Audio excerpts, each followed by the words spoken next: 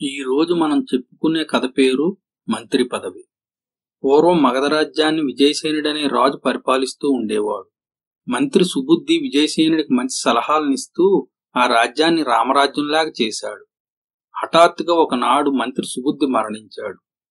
దానికి విజయసేనుడు ఎంతగానో విచారించి సుబుద్ధి కుటుంబాన్ని తన ఆస్థానంలోనే ఉండమన్నాడు. కొన్ని రోజులు పోయిన తర్వాత విజయసేనుడు ఒక మంత్రిని ఎన్నుకోవాలని అనుకున్నాడు. అనుకున్నదే తడువుగా మంచి ముహూర్తం చూసి సుబుద్ధి కుమారుడగు మాధవవర్మను పిలిచి మంత్రి బాధ్యత స్వీకరించమని అడిగాడు.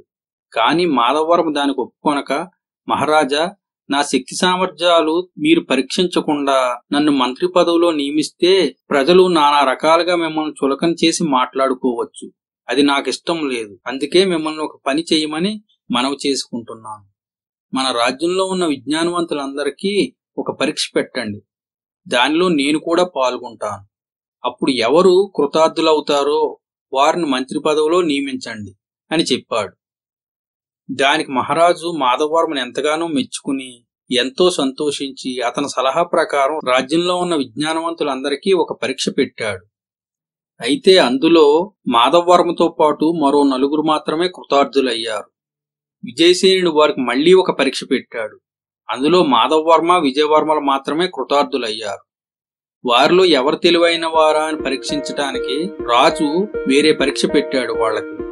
విజయసేనుడు మాధవవర్మని, విజయవర్మలను పిలిచి, ఈ చక్కిలాలు మన సామంతరాజులకు అందజేయండి అని చెప్పి, విజయవర్మతో నువ్వు జయసింహునికి అందజేయని, మాధవవర్మతో నువ్వు జైబానునికి అందజేయని చెప్పాడు. జయసింహునకు, జైబానునకు 2 ఉత్తరాలు కూడా వ్రాసిచ్చాడు. మాధవవర్మ, విజయవర్మలు చాలా దూరం ప్రయాణించారు. విజయవర్మ పడమట దిశగా జయసింహుని వద్దకు వెళుతుండగా మధ్యదారిలో ఆకలి వేసింది. ఆకలికి ఆగలేక విజయవర్మ 100 చక్కిలాల్లో 5 చక్కిలాలు తిని నీరు త్రాగి ప్రయాణం మొదలుపెట్టాడు. మాధవవర్మ తూర్పు దిక్కుగా పోతూ ఆకలికి ఆగలేక చక్కిలాల అంచులు మాత్రం ముక్కలుగా చేసుకుని తిన్నాడు. విజయవర్మ జయసింహునకు మిగిలిన 95 చక్కిలాలు విజయసేనుడు రాసిచ్చిన ఉత్తరం కూడా ఇచ్చాడు. జయసింహుడు ఉత్తరం చూసి ఆశ్చర్యపోయి విజయవర్మకు ఒక ఉత్తరం ఇచ్చి ఇది విజయసేనుడికి అందజేయని అన్నాడు. విజయవర్మ అక్కడి నుండి బయలుదేరాడు. మాధవవర్మ జైబానునికి చక్కిలాలు, విజయసేనుడిచ్చిన ఉత్తరము అందజేశాడు. జైబానుడు ఉత్తరం చదివి ఎంతో సంతోషించి మాధవవర్మకు ఉత్తరం ఇచ్చి ఇది విజయసేనుడికి అందజేయని చెప్పాడు. మాధవవర్మ అక్కడి నుండి బయలుదేరి మగధకు చేరి విజయసేనుడికి జైబానుడిచ్చిన ఉత్తరం ఇచ్చాడు. అంతలోనే విజయవర్మ కూడా వచ్చి జయసింహుడిచ్చిన ఉత్తరం విజయసేనుడికి ఇచ్చాడు. విజయసేనుడు 2 ఉత్తరాలు చూసి, ఏమయ్యా, నువ్వు 5 చక్కిలాలు తక్కువ ఇచ్చావట అని విజయవర్మను ప్రశ్నించాడు. దారిలో ఆకలి వేసింది ప్రభు, తినడానికి గాని కొనడానికి గాని మీరు నాకేమీ ఇవ్వలేదు కదా, మరిక అవి తినక చచ్చేదా అని జవాబిచ్చాడు విజయవర్మ. నీలాగే మాధవవర్మకు కూడా నేనేమీ తినేందుకు ఇచ్చి పంపలేదు, కాని అతడు సామంతరాజుకు 100 చక్కిలాలు ఇచ్చాడట అని విజయసేనుడు మాధవవర్మని నీవెలా 100 చక్కిలాలు ఇచ్చి రాగలిగావు అని అడిగాడు. మాధవవర్మ తాను చేసిన యుక్తిని తెలియజేశాడు. మళ్లీ పరీక్షించదలచి వాళ్ళని 3 రోజులు పోయిన తర్వాత రమ్మన్నాడు మహారాజు. 3 రోజులు పోయిన తర్వాత విజయవర్మ, మాధవవర్మలు విజయసేనుడి వద్దకు వచ్చారు.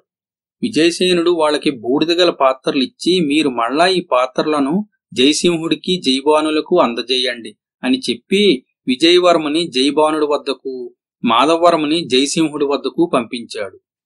జయసింహుడి వద్దకు వెళ్లిన మాధవవర్మ పాత్రని జయసింహుడికి అందజేశాడు. జయసింహుడు పాత్ర విప్పి చూసి ఏమిటి బూడిద అని కోపంతో మాధవవర్మ వైపు చూసి అన్నాడు. మాధవవర్మ తడబడక మా ప్రభు కాశీలో యాగం చేశారు, ఆ విభూది మీకు అందజేయమన్నారు అని అన్నాడు. వెంటనే జయసింహుడు సంతోషించి కొన్ని బహుమతులు విజయసేనుడికి మాధవవర్మ ద్వారా పంపించాడు. విజయవర్మ జైబానుని రాజ్యం చేరి విజయసేనుడిచ్చిన పాత్రను అందజేశాడు. జైబానుడు పాత్ర తెరిచి చూసి ఏమిటి బూడిద అన్నాడు. దానికి విజయవర్మ సమాధానం చెప్పలేక తబ్బిబ్బు పడ్డాడు. జైబానుడు విజయసేనుడిని నిందిస్తూ ఒక ఉత్తరం రాసి పంపించాడు. విజయవర్మ, మాధవవర్మలు ఇద్దరూ మగధ చేరి విజయసేనుని దర్శించారు.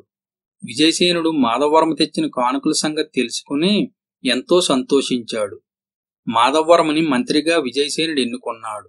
విజయవర్మకి విజయసేనుడి మీద కోపం వచ్చి ప్రభు మాధవవర్మను మంత్రిగా ఎందుకు ఎన్నుకున్నారని ప్రశ్నించాడు.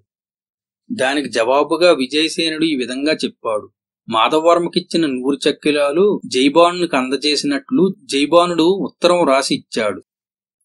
అతనికి ఆకలి వేస్తే తెలివిగా చక్కిలాలు అంచులను మాత్రం ముక్కలు చేసుకుని తిన్నాడు. తర్వాత విజయసింహుడికి పంపిన బూడిదని అతడి విభూదని విజయసింహుని నమ్మించాడు. అందుకే విజయసింహుడు బహుమతులు పంపించాడు. నువ్వేమీ అలా చేయలేకపోయావు. తెలివితేటలు సమయస్ఫూర్తి గలవాళ్లే మంత్రులు కాగలరు అని విజయసేనుడు చెప్పాడు. తర్వాత విజయసేనుడు మాధవవర్మ సాయంతో తన రాజ్యాన్ని చక్కగా పరిపాలించసాగాడు. మగధకు సుబుద్ధి లేని కొరత ఆ విధంగా తీరింది. Please like, share and subscribe. మరి ఒక మంచి కథతో కలుద్దాం.